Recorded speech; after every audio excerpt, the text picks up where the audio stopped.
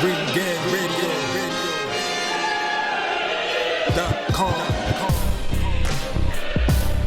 Take over. Last mission. Final boss mode. What it do?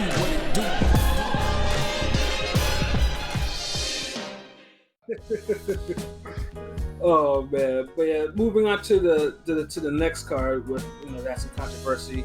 DAZN, they had a card. Oh man, all in Tulsa, Oklahoma, of all places in downtown. I gotta say, Eddie be picking some wild locations for his cards. Eddie doesn't give a fuck.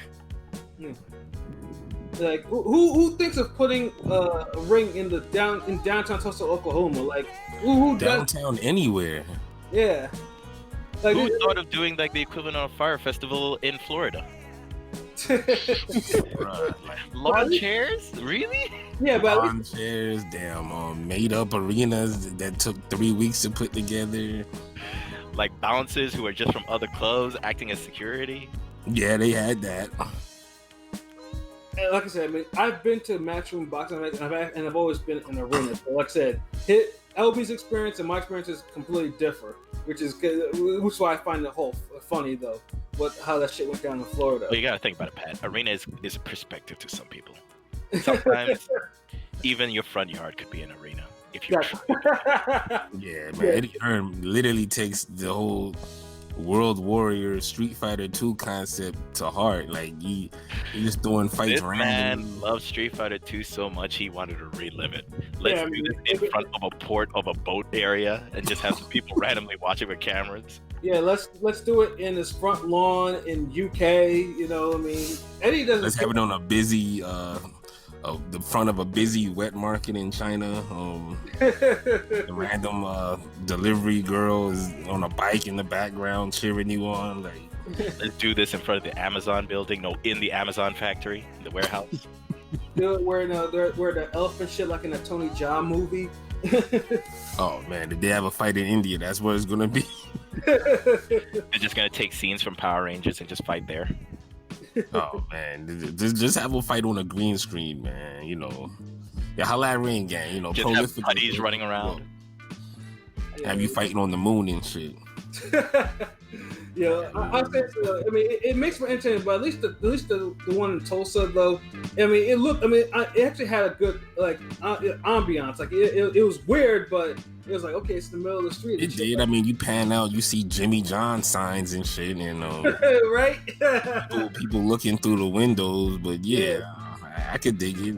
Yeah. Sponsored by Jimmy John's. Not really.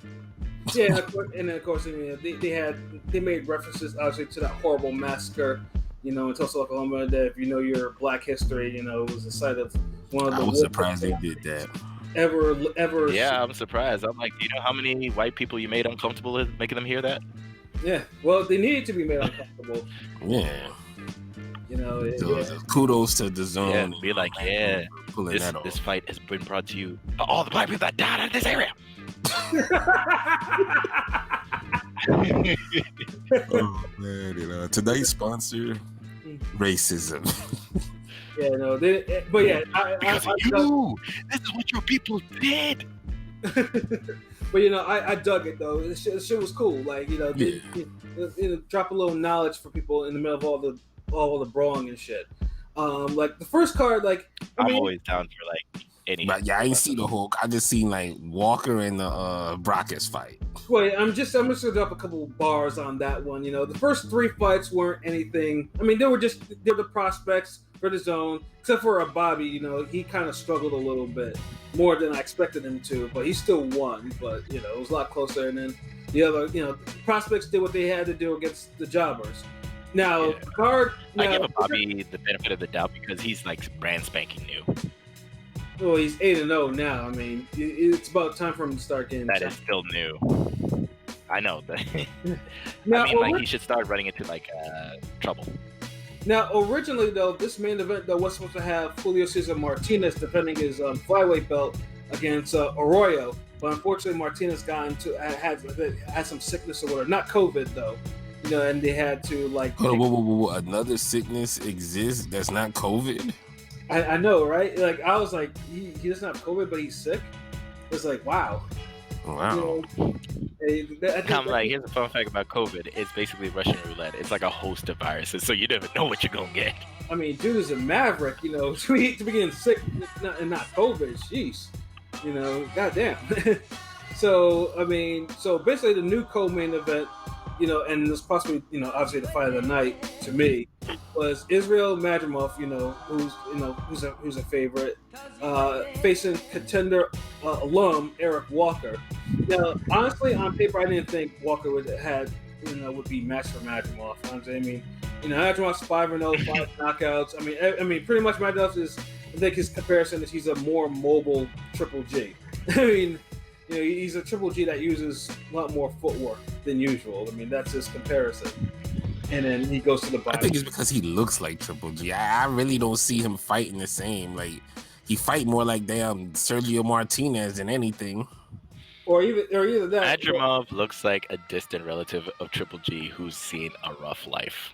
Yeah. I mean, he looks like the main character of a GTA game. Oh man.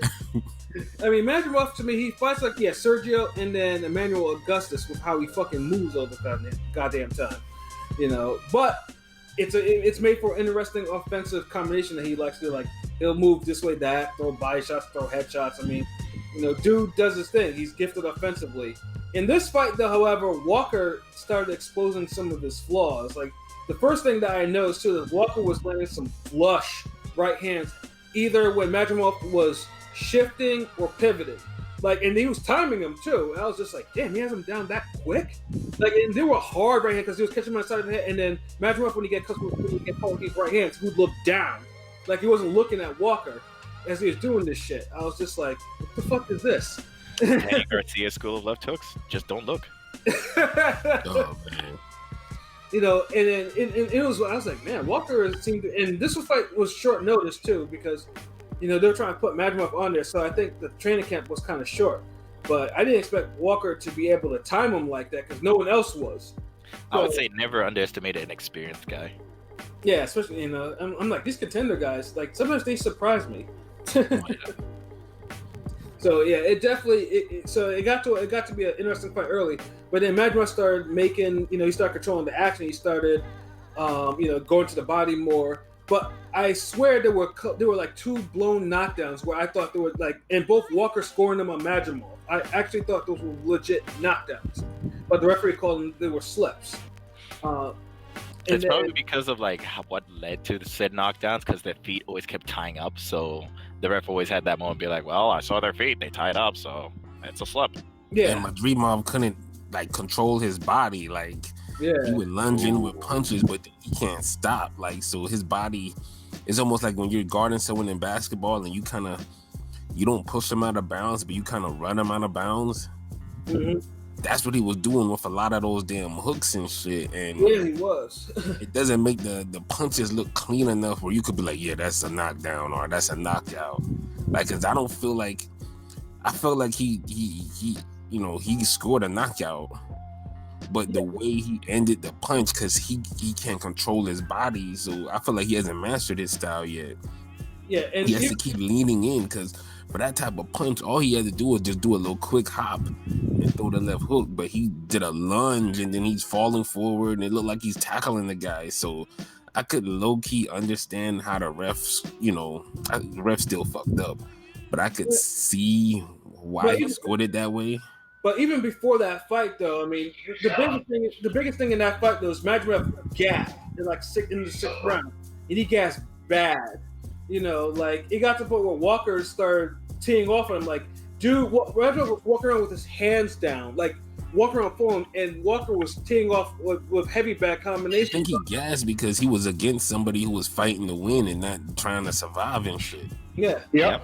That took a toll on you. Like, he was getting real mental pressure, and not like Walker was like, you know, love tapping him. Like, Walker was throwing some real solid shots. Yeah. But that also just says to me, I'm just like, so what does your camp consist of? Because they would put guys like that in front of you, be like, they're going to mentally push you. Yeah, no, it was. I was just like, man, like Walker might just find his way back to the fight, because just the way he was teeing off on him, and it was like that in round 9, which is where the knockout occurred, where LB was talking about.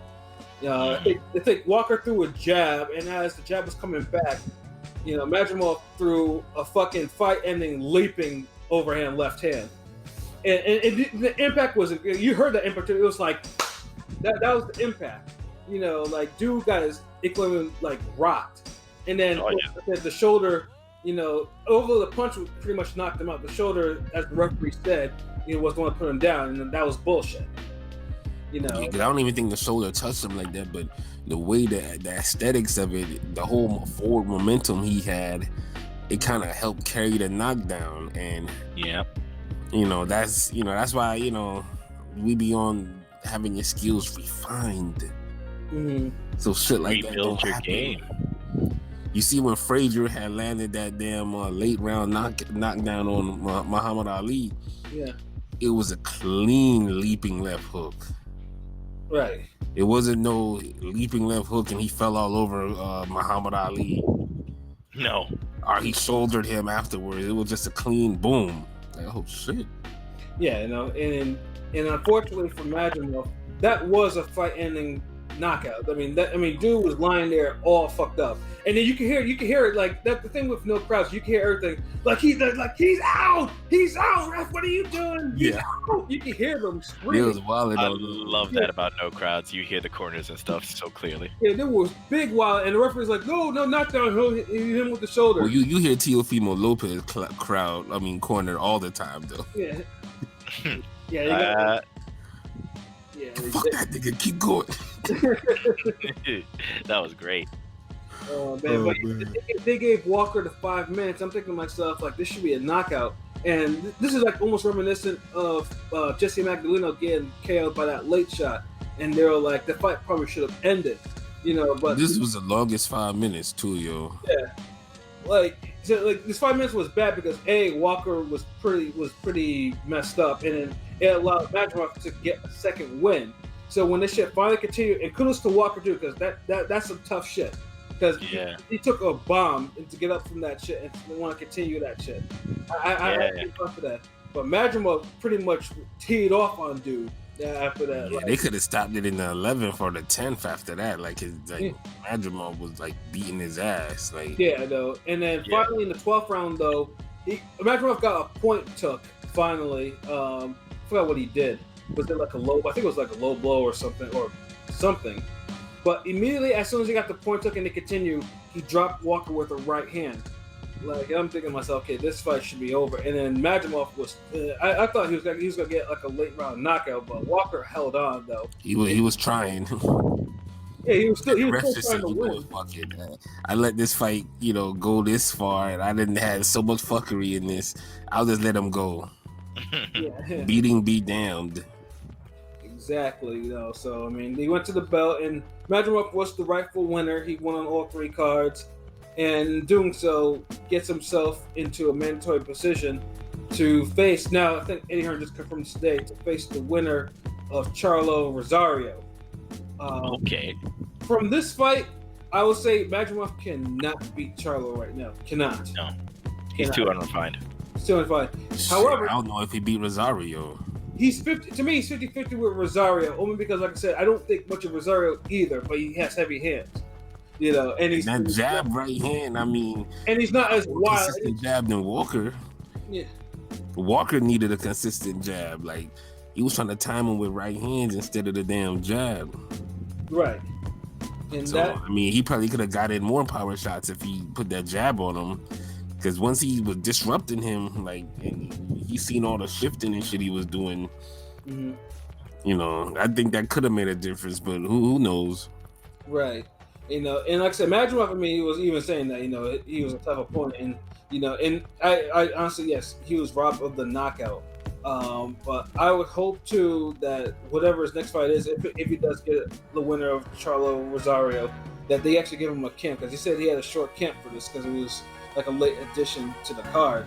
But that fight exposed a lot of a lot of flaws that can be fixed. It's not like they're not fixable flaws, but you can't do that referee fuckery going against him. So yeah, he gets that knockout. You know, we talk differently. Yeah, and then even with that referee, the referee is like, "Oh, what time is it? How much time is left in the round?" Like, dude was walking around confused. Like, niggas are fighting, and he's like, "Oh, what time is it? What is the round almost over? Is the round over?" I was like, "Dog, you're supposed to be in control of your situation. Like, what is this? What are you doing?" Like, there's also a timekeeper like there too, so you just need to talk to the timekeeper.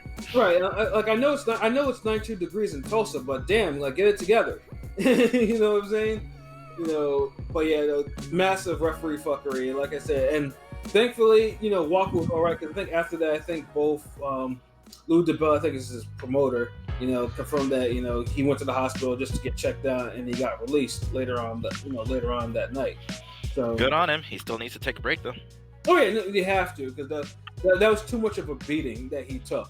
And even that KO that wasn't counted, it was like a clear shot to the chin. Yeah, it was. Yeah, so I mean, like I said, it was definitely the fight of the night for me though. Yeah, Madrimov just slipped on a banana peel and just like they both fell down the stairs. Yeah. That was a hell of a fight though. And then the main event.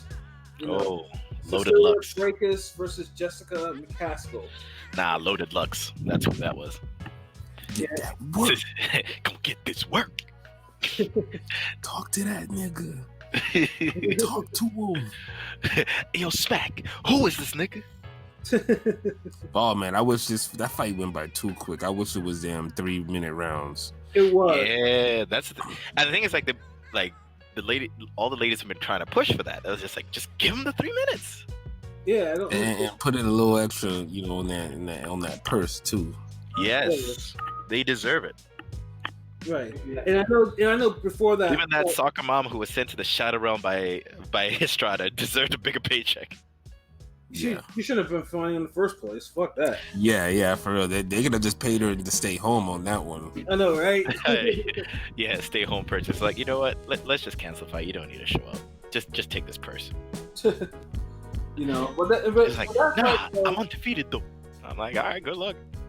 But for that fight though, I mean, they kept on saying that they brought up she was closing in on Joe Lewis's 25 consecutive defenses record and stuff like that, and I was like, this is gonna be a jinx. Watch. Yep. I was like, you can't be mentioning that record all the damn time. It's the Joe Lewis curse. Right. And then what happens in this fight? Braekhus, for the most time, I mean, has always been, you know, is a good boxer, but in this fight, she looked off. Like, it looked like age was catching up to her. Like, McCaskill was just, and I don't think much of McCaskill either. At first, I think she fights funny to me, but she was catching Braekhus with all types of shit early and not working. She had the whole Montel Griffin style. Yeah. I think it was just because of like, when people are aware there's that big of a skill gap, the best thing you could do is just go at them crazy and see what happens. Yeah. And I don't think Braekhus was ready for it. She wasn't. Not at all.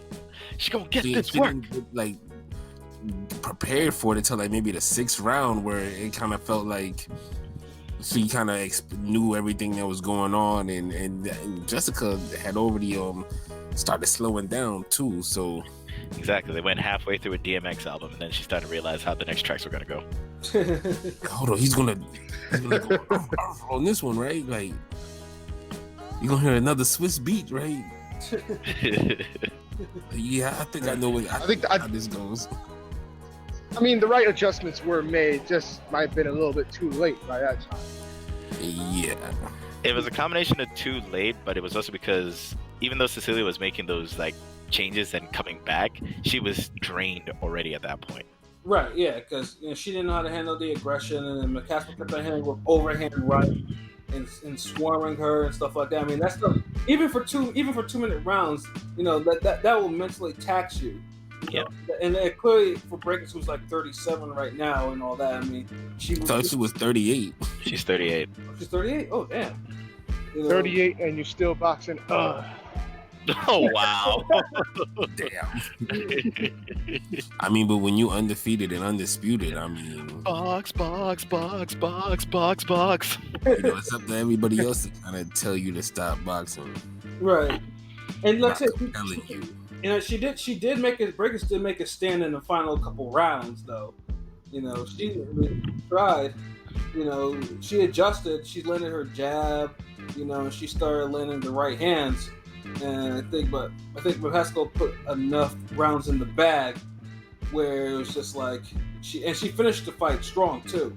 Yes. So like, when I saw it, I was like, it's either going to be a draw, which will break the record, or I saw a slight win to McCaskill. So two of the cards actually, I think this is where most people disagree with the fight is the official scores. Like one of them was a draw. The other one was like 117, or not, excuse me, not 117, excuse me, 97, like 94, 97, 93 for McCaskill. And did you guys think that fight was that close? I mean, that wide, excuse me? No, it was closer. Yeah, It was a close fight. Yeah. I think McCaskill won, but yeah, if somebody would have had it a draw, I wouldn't complain. I honestly thought Braekhus won by one.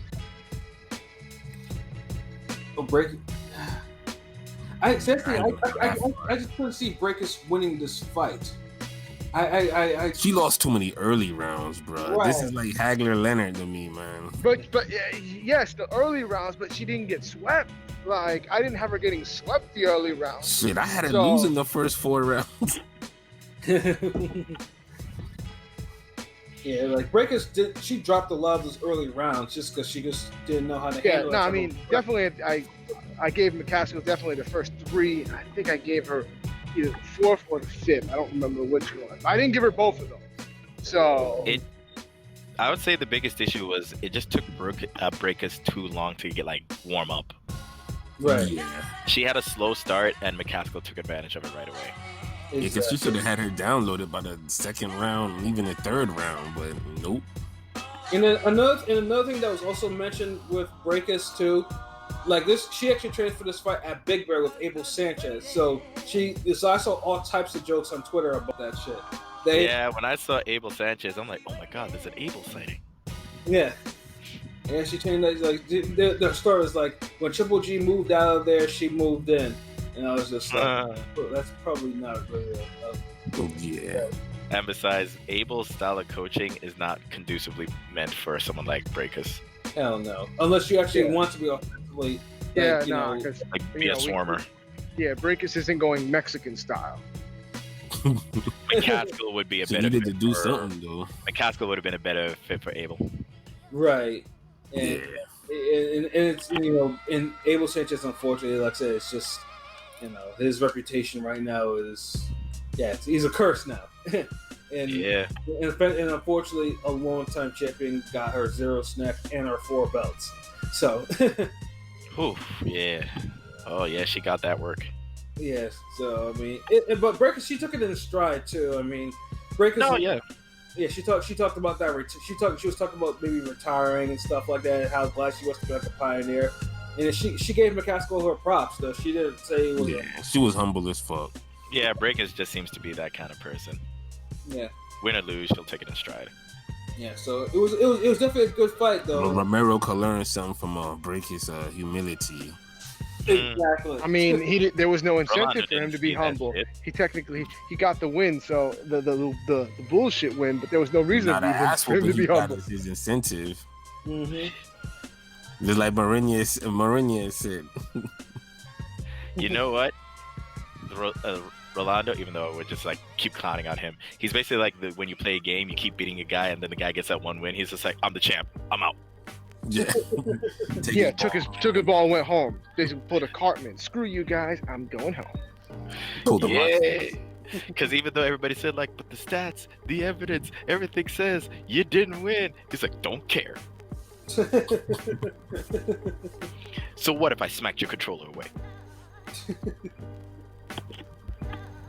Oh man, but overall the DAZN put out a decent watchable card. It was pretty good actually. Like I said, It was just the venue that was wild. That was pretty much it. Yeah, like I said, Matchroom Walker is just continues in 154 being a lit division. Even what you call like the B level or the top prospects, there's always something notable happening in that damn division.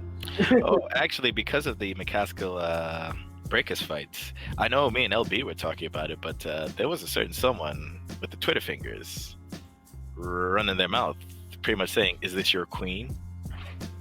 Oh, Miss Unlikable. I mean, I like her. Get a knockout. I like her. Well, yeah, I mean, obviously, Miss always complaining about not getting paid enough in boxing, but gets all the promotion in the world. You talking about that person?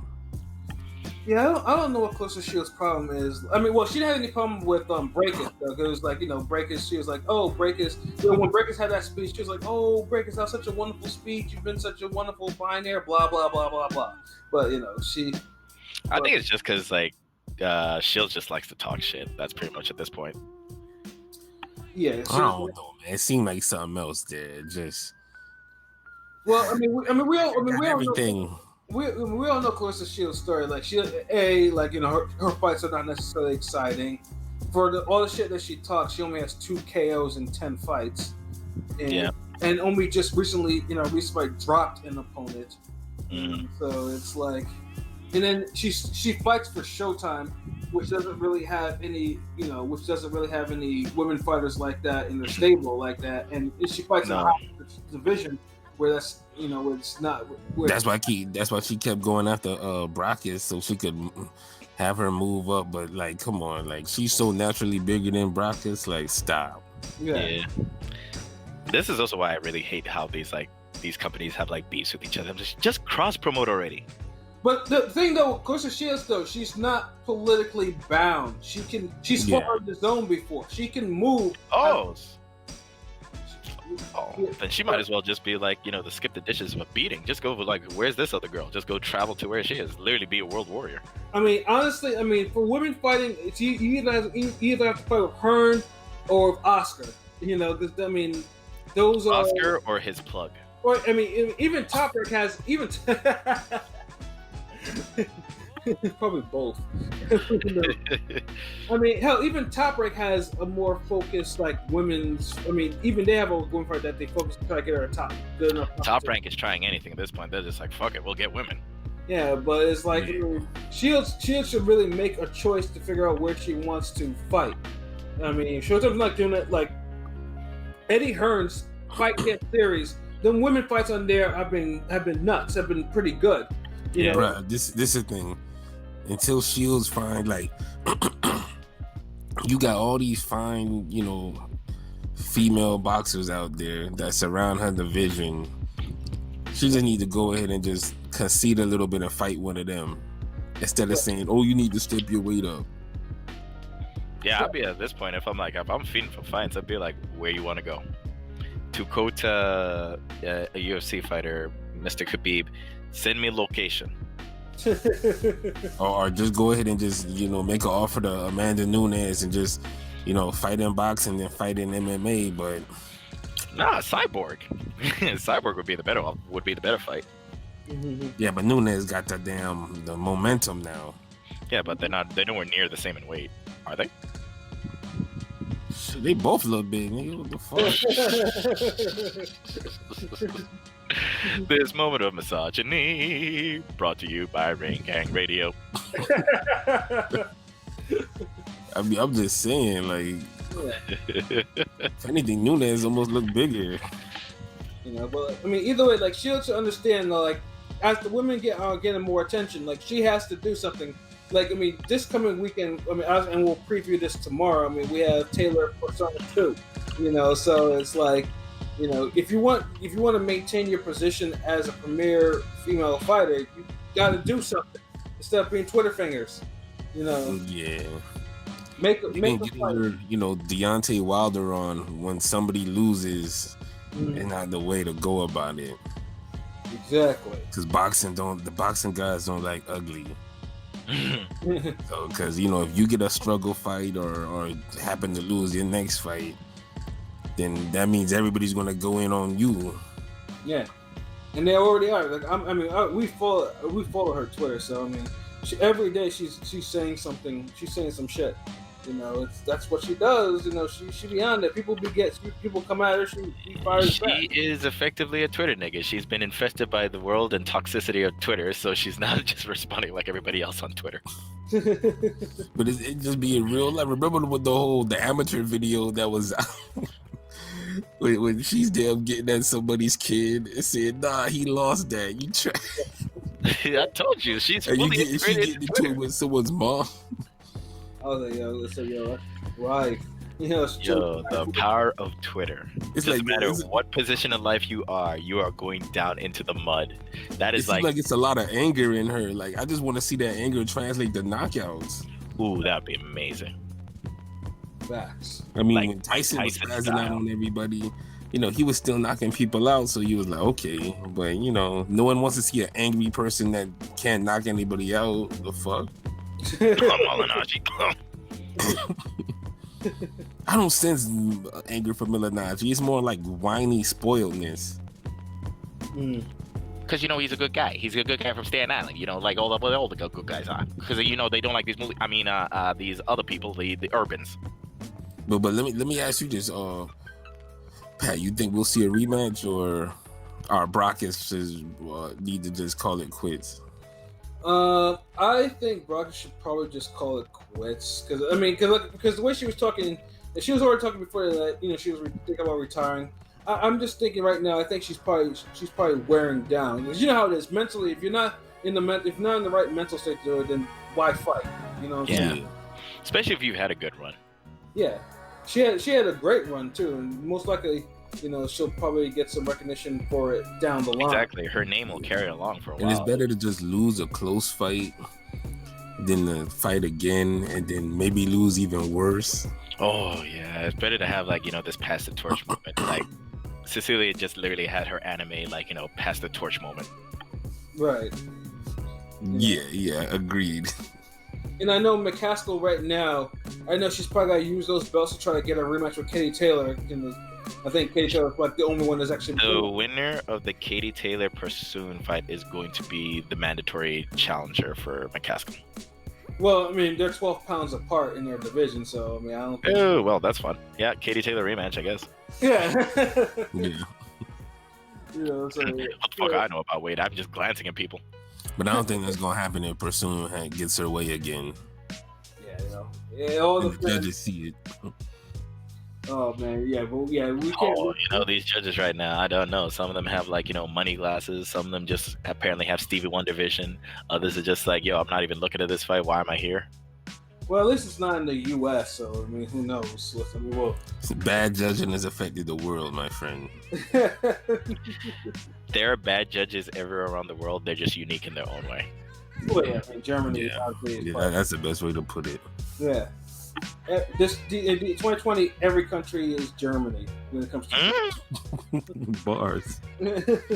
Oh shit! But at least the ESPN card didn't need such skullduggery for the scorecards. No, they did not. You know, that was the one with Frampton, right? Yeah, Frampton and Michael Conlan.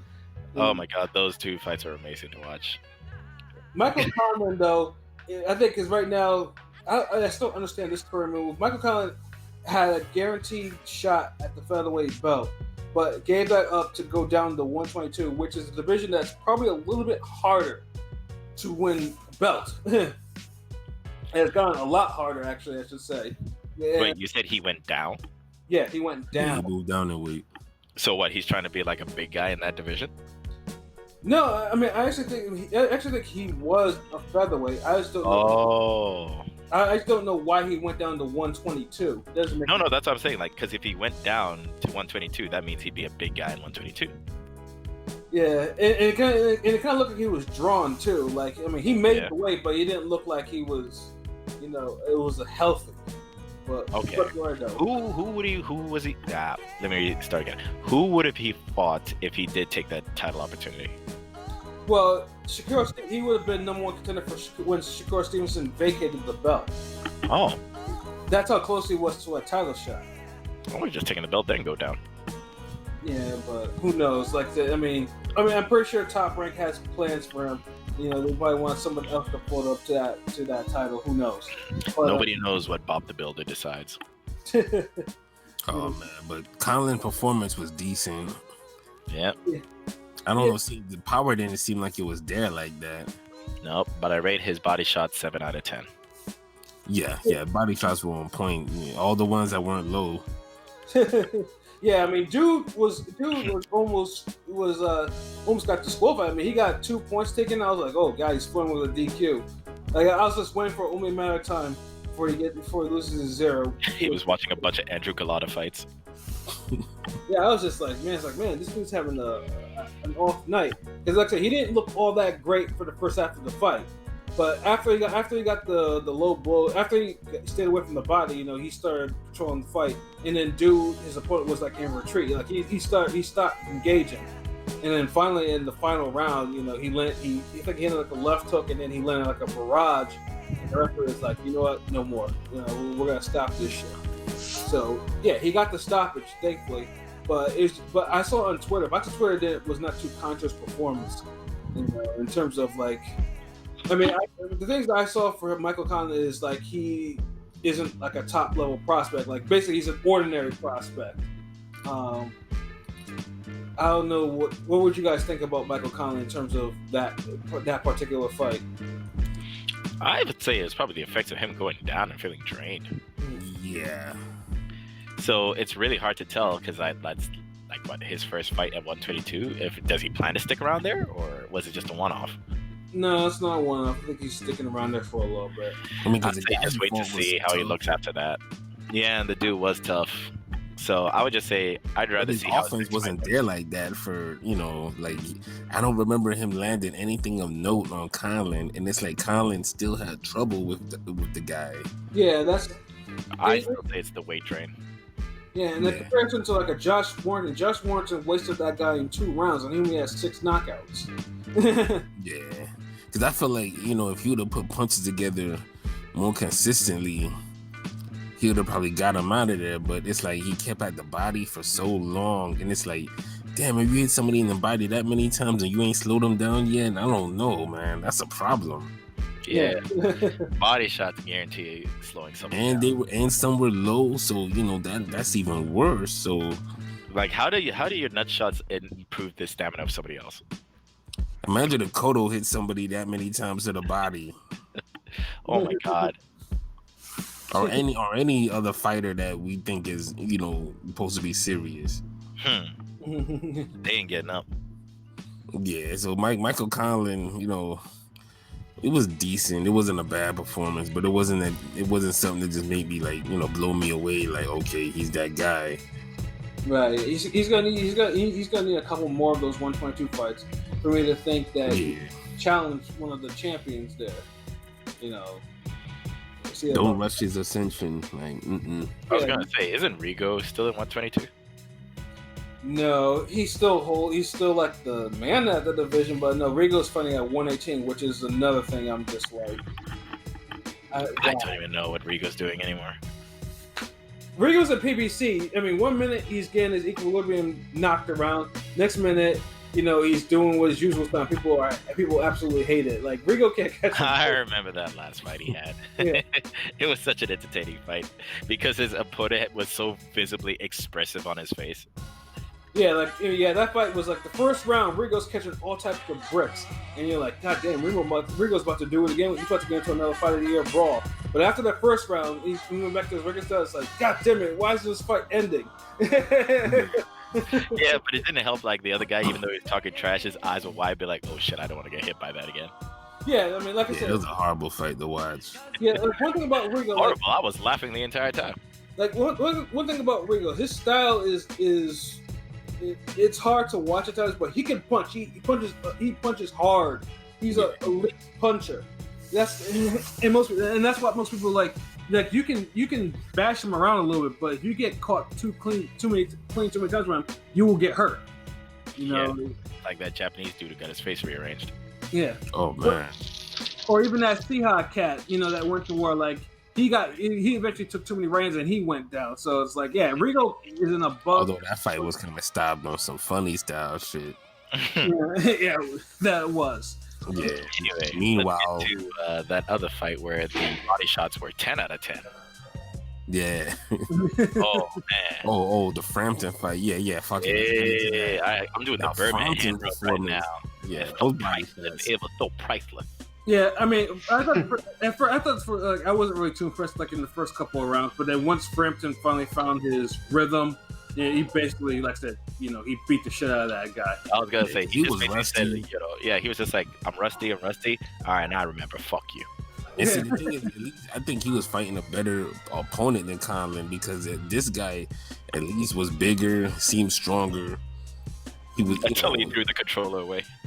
he landed some jabs and he caught Frampton a couple good times. So it was a competitive fight until Frampton just finally got the rust off and just took And it this out. is the other thing about Frampton, which makes the body shots that much better. Frampton is notoriously accurate in his shots. Yes. He's not only going to hit you, he's going to hit you right in the sweet spot every single time. Yeah. Mhm. He always aims for a kill. He's like a sniper with gloves. So when that first body shot came through, dude was just like, oh. Yeah, dude went down, and I didn't think he was going to get up, but he got up, and then when he took another combination of the body, dude was like, nah, you know what? Fuck this. When he threw the controller away, like I said. Yeah. Rage quit. He disconnected in an online game. Yeah, he rage quit. He walked away. It's like after he ate the first punch out knockdown where Mario's telling him to get up. He's mashing the button so hard, he's just like, yo, I can't mash anymore. I'm out. Oh man. It's just the way he waved his hand is what got me. I don't know why, but I can't stop laughing. It was so reactionary. Yeah, I know, it was just like, as soon as he ate it was like, you know what, I'm done. I'm taking off my gloves, taking off my shoes. I'm going to find an office job. My thing is like, did the pain nerves travel to his brain already before he damn quit? Like that shit was so fast. He had a career assessment right there in that body shot. Yeah, he was like, nah, Look fuck at damn career assessment ever. That nigga had career day, take your kid to work day, all of that shit in one day. He literally went through an entire child's life about like career days. Go with your parent to work, first thing in like junior high, and then high school, then college. He got scouted out. Yeah, he wanted no more of that shit whatsoever, man. So You know what? I give him respect to be open about it, because most of the time, like most people want to try and hold on, but they're like screaming on the floor. This guy's like, nah, I'm done. Where are my suitcases? I'm out of this bitch. I'm out To get my check. Yeah, So pretty much that fight now means, because now you got it out of the way, so pretty much Brampton is in line for a title shot against the winner between Jamel Herring and Jonathan Nakendo, which is, I believe, in about 3 weeks or so. Finally, so, I mean, Herring versus Frampton is a good fight. I mean, I don't know. Almost seems too big for Top Rank to even not fumble. But give him a chance. Well, I mean, unless of course Hard work does well. But it also depends too, because that Herring or Kendall fight's had to be canceled twice because of COVID. So we don't know what type of condition Herring will be this time around after this extended layoff. Got it. They need to make like fight camp bubbles for people. It's called managing your own money in your career. Facts. No, it's like you didn't need to say that. I mean, it's true, but it didn't have to come out like that. Let me just Some of these dudes have made some good money, bro. Some of these dudes have made some good money, like invest in your own home training equipment, gym. Oh my god, if I had the funds to make my own personal boxing gym, woo, you'll never hear from me again. Yeah, exactly. Tell me about it. Yeah, no. The only time you'd hear from me is when would- I just say in Texas, it's like, I need sparring partners. Who's gonna pull up? Look, you would definitely be diversifying your boxing bonds. Yeah. Yeah, that's goal for me. Like if I ever buy a big house, Hell, this is like somebody who more or less kind of did that on Instagram. Amanda Serrano, she pretty much has her own personal gym now, like ring and shit. I'm just like, well, why that's is everybody else doing it? Basically. And that's why she's super sharp like she is. You know, she trained. That's all she does is train. Hey, hold on, they're not paying women as much as the men, so what's the problem then? Yeah, you know, How she get it and they don't? Bling bling music video, but not actually trying to do anything with it. But then, hold on, didn't Benavidez say he got his own gym? So I mean, there might be cocaine in that bag. I don't know. I mean, unless the gym is in the fucking poppy field, I don't know. For all you know, might be in the Popeyes. Shit. They put more than damn chicken in that damn 2-piece.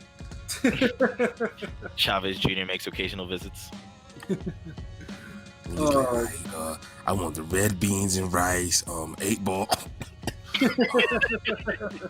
I want the Cajun fries. Like, okay, you hungry today? The chef is like, Papi, oh, you want the fries, eh? Oh, I got you, Papi. But I mean, I'm hyped up for Jamel Herring's fight, just so we can see the Herring Frampton fight. Yes. Most Frampton fights are usually a good fight. Yeah, I fucks with Frampton. Like, yeah, Mini good Algeri. boxing style, movement, got power, all of that shit. When somebody pointed out that Frampton looks like a mini Algeri, I cannot unsee it now. Yeah, he do. It freaks me out every single time I look at pictures of them next to each other. Actually, I gotta show you another picture of this. There's this wrestler called Finn Balor, and he looks exactly like Frampton. Like if Frampton was a wrestler running around. If Frampton were a wrestler, he'd be this guy. I'll show you a picture of him later. He looks like the wrestling version of fucking Frampton. Oh my god. Damn, he got all these clones. Yeah, they all have that same clones. Oh man, but yeah, overall, I would say this was a pretty good weekend of boxing. Right. Yeah, and then all the fuckery with it. Exactly, and then next week, and then obviously probably tomorrow we will preview the cards for and as I said, next weekend should be pretty good as well, and we'll definitely preview that for you. To be on point.